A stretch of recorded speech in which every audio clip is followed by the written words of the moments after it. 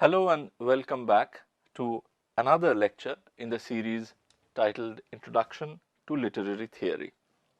In today's lecture, we are going to look back at the legacy of the Greek classical philosophy, and we are going to see how the impact of Greek classical philosophy was felt among the later generation of literary theorists. The Greek philosopher with whom we will start this exploration of ancient Greece and its philosophical legacy is Plato. And the influence of Plato in the European tradition of thoughts and ideas has been so enormous that the 20th century intellectual A.N. Whitehead had famously declared that the whole of the European philosophical tradition was little more than a series of footnotes added to the writings of Plato. It is therefore only fitting that we start our discussion of literary theory by looking back at the writings of Plato. However, interestingly enough, Plato is usually remembered in the discussions of literary studies for the way in which he famously, or some might even say infamously, banished the poets and exiled them from his conception of an ideal republic. Why is then Plato still important for a discussion of literary studies? Also, why would someone who is known for his wisdom seek to banish poets from an ideal city? Hasn't literature been an expression of human culture and civilizational attainment throughout its existence? And hasn't Greece itself, ancient Greece, been one of the most brilliant sites of literary productions, starting from Homer, Hesiod, Pindar, down to Aeschylus, Socrates, and Euripides? We will come to these questions soon enough, and we will see what relevance Plato might have on an effort to theorize literature in the modern context. But to start with, let us briefly acquaint ourselves with the figure of Plato. Plato was born somewhere in the second half of the 5th century BCE. One of the probable years of his birth is 427 BCE, but I say probable because there is no absolute consensus on this date. Today, we think Plato as an eminent Greek philosopher, but back in the 5th century BCE, we would not have come across any notion of Greece as a single national cum political entity. Rather, Greece at that point of time represented a culture sphere, and it represented a culture sphere which spread across not only what we know today as the modern day Greece, but also it spread across southern Italy, some parts of northern Africa, and also some regions of modern day Turkey. This vast culture sphere was dotted by independent city-states, and it was with reference to these city-states that the Greeks of the 5th century BCE primarily defined their identity. And the city-state with which Plato was associated with was Athens, and it was here that he had his training under one of the most remarkable intellectuals of all time, Socrates. After the execution of Socrates in about 399 BCE, Plato left Athens and he went to southern Italy. But later on in his life, he came back to his native city-state and he established there his famous school known as Academy. And it is here in academy that he trained one of the most notable philosophers of the European tradition, whose name is Aristotle. And Plato died, here again we don't have an exact date, but Plato died somewhere around the middle of the 4th century BCE. The years through which Plato lived were remarkably eventful. The first 30 years of Plato's life was spent under the shadow of the Second Peloponnesian War between Athens and Sparta, and this war saw a thorough destruction of the Athenian form of government, which had sustained its golden era in the 5th century BCE. Plato's career, therefore, in a way marks both the high point of the achievements of the classical Athenian civilization, and also it bears witness to the beginning of the end of that civilization. And ironically, some of Plato's own relatives were responsible in siding with the rival power of Sparta and bringing down the earlier form of Athenian government that ultimately led to the downfall of the Athenian civilization as a whole. But even more significant in this regard is Plato's association, direct association, with Socrates, that mercurial figure who was greatly responsible for questioning and for undermining some of the very foundational beliefs that held the Athenian way of life together. In fact, Socrates was executed in around 399 BCE by the Athenian state for not recognizing the god of the city, and this was a charge brought against Socrates. He did not recognize the god of the city, and he was said to corrupt the minds of the young men of Athens through his novel ideas, through his system of questioning some of the foundational beliefs. But what was this Athenian world order, this old Athenian world order that Plato saw crumbling during his own lifetime? This world order can perhaps be summed up by using a single word, and that single word is democracy. The road to democracy for Athens began early in the 6th century when a Greek statesman named Solon reformed the existing model of Athenian governance. Under Solon, governmental power, which was previously held by a group of 9 Athenians of noble birth, passed on to a council of 400 Athenian citizens who now formed the government of the city-state. About 100 years later, this inclusive expansion of the political structure was furthered even more significantly by a man named Cleisthenes. Now, Cleisthenes also, like Solon, was a statesman, and he was the one who finally severed the connection between political power and the wealthy nobles of Athens, because Cleisthenes gave every free male citizen of Athens the power to vote, and it was through this voting process that the government of the city now came to be elected. Thus, in 507 BCE, the democratic form of government was born in Athens.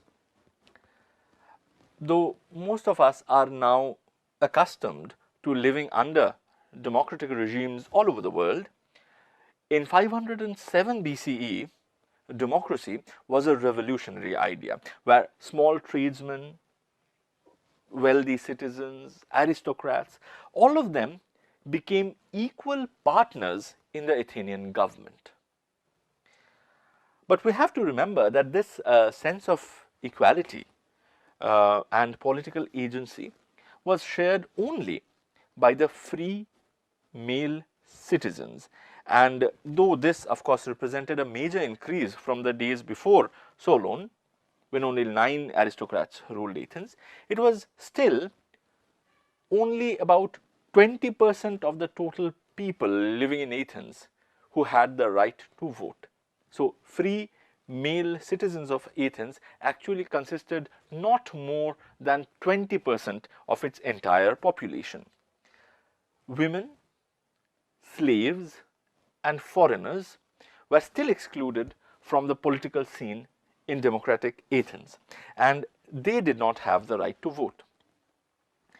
And we will see during the course of our lectures how this exclusion of women, how this exclusion of slaves, of foreigners played an important role in Plato's theorizing about literature in his book, The Republic.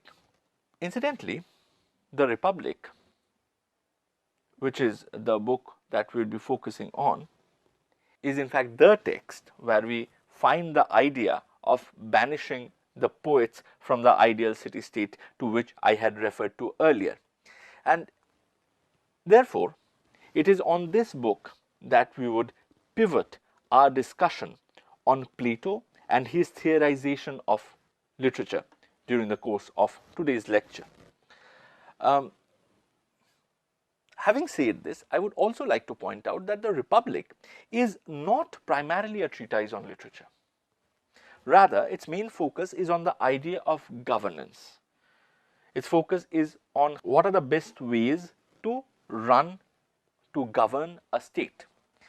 And as I have already mentioned, the Athenian democracy, which had sustained the classical golden age of Athens during the 5th century BCE, was already being questioned during Plato's lifetime, not only by external threats posed by such neighboring city-states like Sparta, but also internally by individuals like Socrates. And situated in this twilight of Athenian democracy, Plato, in his treatise, The Republic, tried to look into the possible forms of governance that might prove best for the running of an ideal city-state. Now, the very fact that literature is conceived as part of this broader social political framework and not as an isolated practice is something to be noted, because if we understand this, then we will not be taken aback when we see contemporary theorists trying to read literature by placing it within a broader interdisciplinary context. Because this is precisely what has been happening with all theorizations of literature since at least 360 BCE, when Plato wrote The Republic. But before we start discussing about Plato's theorization of literature with respect to The Republic, let me point out one very important aspect about the writings that have come down to us bearing the name of Plato. These writings are mostly in the form of dialogues, with perhaps the only major exception being the work titled Apology. In these Platonic dialogues, we usually see the figure of Socrates occupying the center stage, and we see various other people engaging in disputation, engaging in conversation with the philosopher Socrates. It is this conversational style that Socrates uses to expound his theories and also to demolish received ideas presented by his interlocutors. This means, firstly, that Plato's dialogues themselves reflect the kind of literature for which classical Athens was most famous for, which is the literary form of drama. Secondly, this means that in Plato's dialogues, like The Republic for instance, we do not directly hear the voice of Plato himself.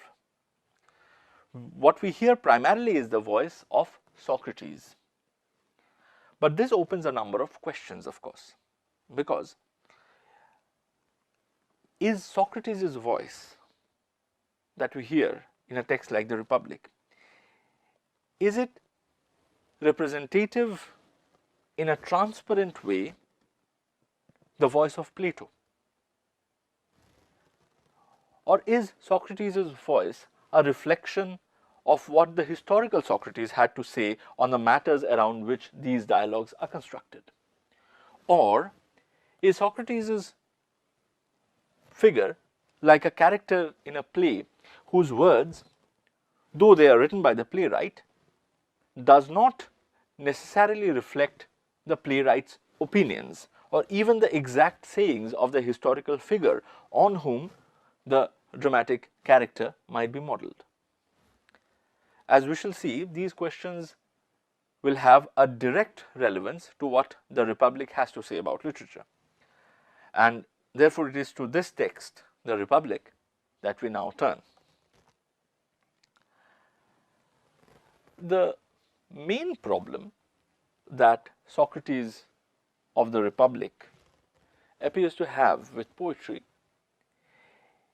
is that it is imitative in nature. That is how Socrates defines poetry in the Republic.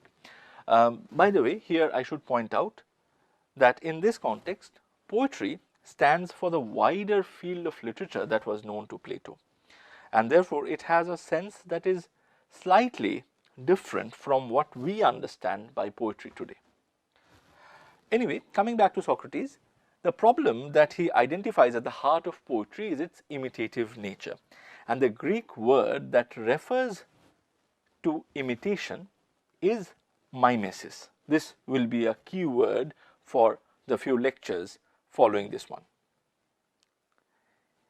In Book 10 of the Republic, which is the last chapter of this dialogue, Socrates mentions that the kind of poetry that he thinks should be banned from the ideal city-state is characterized by imitation or mimesis of, and I quote, the actions of men, whether voluntary or involuntary, on which a good or bad result has ensued, and they rejoice or sorrow accordingly.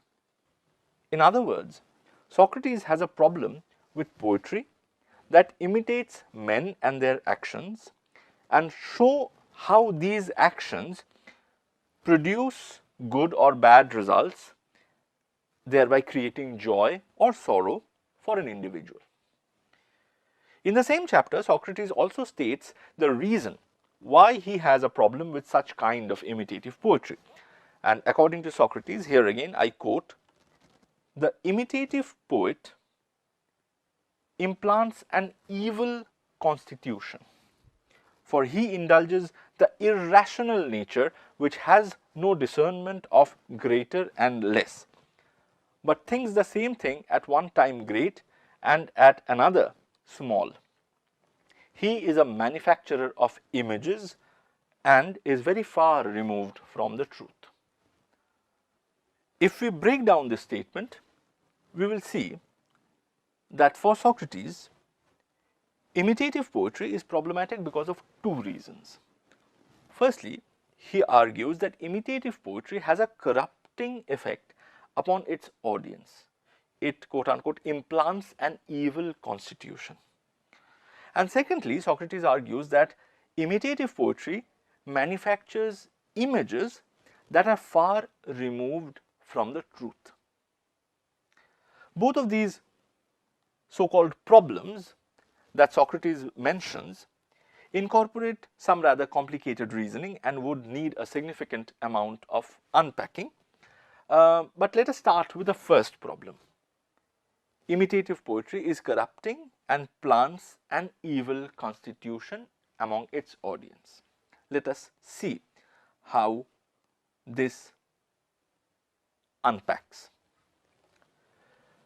In some earlier chapters of the Republic, namely Book 2 and Book 3, we find a rather straightforward explanation, in fact, of this moral objection that Socrates levies against imitative poetry.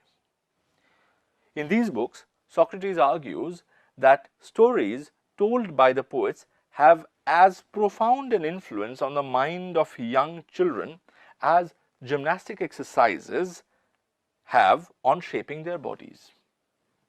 Therefore, given the significant ways in which stories can fashion the impressionable mind of young children, they should not be exposed to certain kinds of imitative poetry. And what are these kinds of poetry? Well, the kind of poetry that Socrates has in mind here is a one which depicts bad characters or which depicts morally degenerate actions.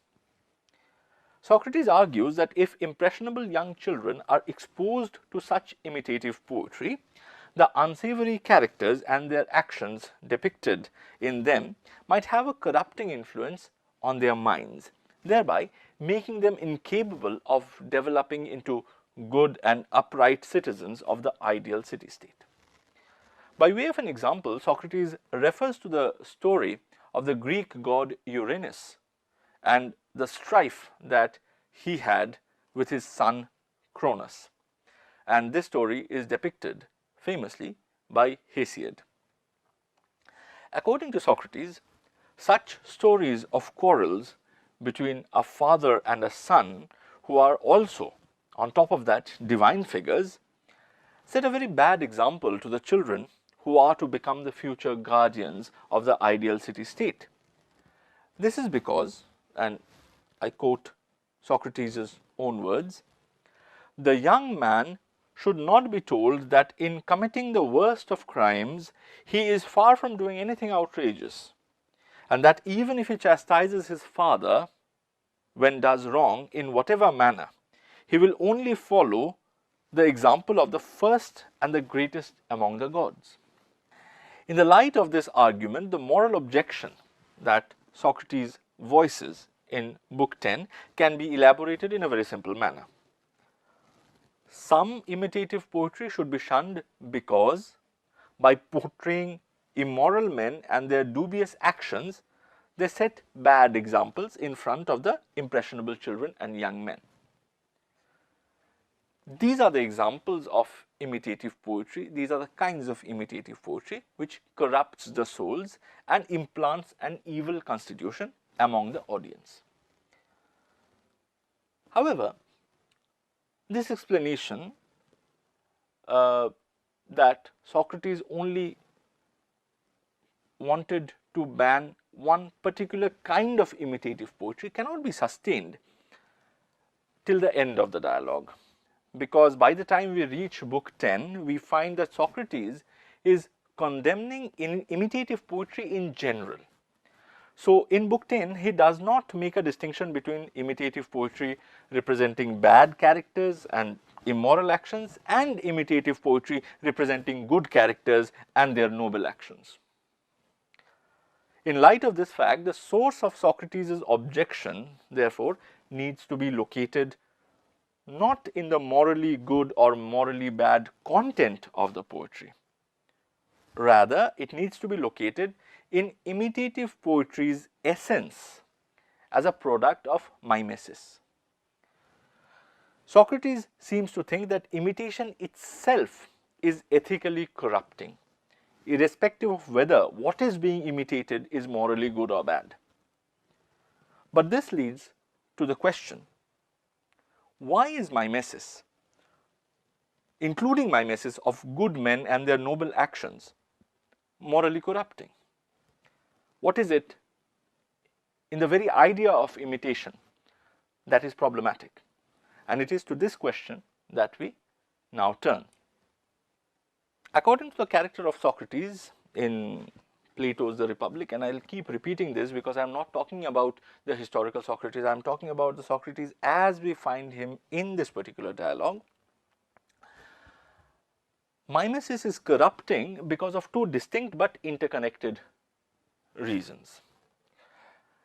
The first reason has to do with the nature of reality or nature of truth, and this is associated with a philosophical theory that is usually referred to as Plato's theory of forms.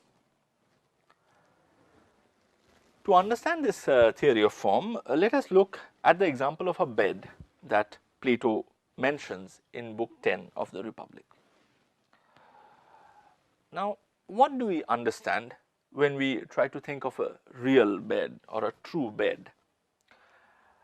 According to Plato's theory of forms, the true and original bed is, and I quote, one existing in nature, which is made by God. Now, this might sound slightly counterintuitive given the fact that when we think about a bed, we usually think of an object that is made by a carpenter. However, according to the theory of forms, what the carpenter makes is in fact a copy of the original form of the bed that already exists in nature. And this original bed is unconnected with specific instances of beds that we might come across in material reality. To understand the logic of this argument here, let us assume that by using some high-tech weapon, we managed to destroy all the specific instances of beds that exist in material reality. According to the Platonic theory of forms, even then, even with all the material beds gone, we will still retain the idea of the bed, because the idea is universal and that idea is not dependent on the existence of specific individual beds. So, in this theory, the original and the true bed is the ideal form that is universal and non-material. The material bed is only an imitation of this non-material ideal form. But what happens in case of mimesis or mimetic art, which imitates from the world of material reality? Well, in those cases, we move even further from the true and original form. Thus, for instance, the painting of a bed is an imitation of a material bed that is manufactured by a carpenter, which in itself is an imitation of the original and universal idea of the bed.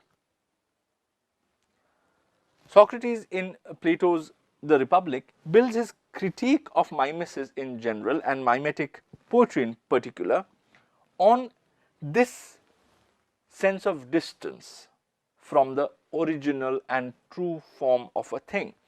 And according to this theory of forms, this theory which shows us the distance between an imitation and the original, mimetic art is problematic because the painting of a bed, for instance, is situated at a third remove from the true and original bed. If you look at this slide, you will clearly see this three-step relationship, where the first state is the ideal form of the bed, the second remove from that is the material bed made by the carpenter, and the third remove from that is a painting of the bed, mimetic expression, mimetic representation of the material bed. Now, there is a problem here, which is that even if we assume that the process of mimesis, as depicted by the act of painting a bed, is situated at a third remove from the truth, from the reality of the ideal form, why should it be considered as something which has the power of corrupting, something which is deceiving, something which is morally not right? Well, the argument is that since material bed is a specific representation of the ideal form, it only represents an aspect of the universal, that is to say, a very small part of the whole. When the painter in turn imitates the material bed, he imitates not the material bed as it is in reality, but rather as it appears to him. So, for instance, the painter standing next to a material bed will only paint the bed as it appears to him from that angle. This appearance does not encompass the entire reality of the material bed. This is because as soon as the painter changes his position, and here of course we are talking about realistic painting, the form of painting that would be known to Plato, as soon as the painter changes his position, a new angle is achieved and a whole new appearance of the bed is revealed to him. And this new appearance is separate and distinct from the earlier appearance. Therefore, a painting of the material bed is again a small part of what the material bed is in reality. So, as you can see, with each shift in the chain that takes us from the ideal form to the material expression to the artistic imitation of that material expression, we move more and more away from the original essence of a thing. And this in itself is problematic, but this sense of becoming further and further removed from the truth as we pass through different levels of mimesis is even further augmented if we consider that the faculty of human perception is notoriously prone to folly. Let us again consider an example.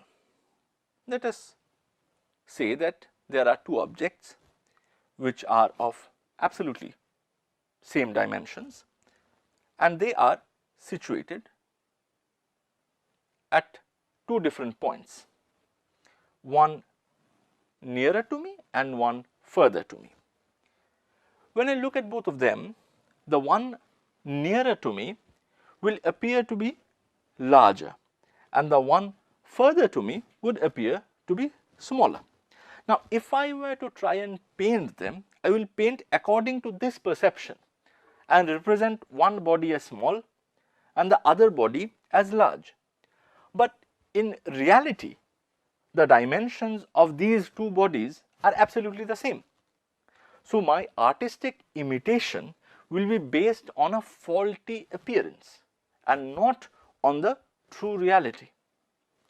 Similarly, if I look at a stick immersed in water, I might paint it as crooked because that is how it will appear to me. But in reality, the stick might be straight and might only appear crooked in water because of refraction. Here again, my imitation of the material object would be faulty since it will necessarily be based on appearances rather than on the truth, rather than on the reality. Thus, since mimesis is susceptible to deception because it is based on appearances rather than on truth and reality, imitative art is realized as problematic. But as you have noticed in my discussion so far, I have explained the objection to mimesis, the objection to imitation only with reference to visual arts. So, now the question is, how does this all connect to the topic of literature and more specifically to the suggestion of banning the poets, imitative poets, from the ideal city state? We will address this issue in our next lecture.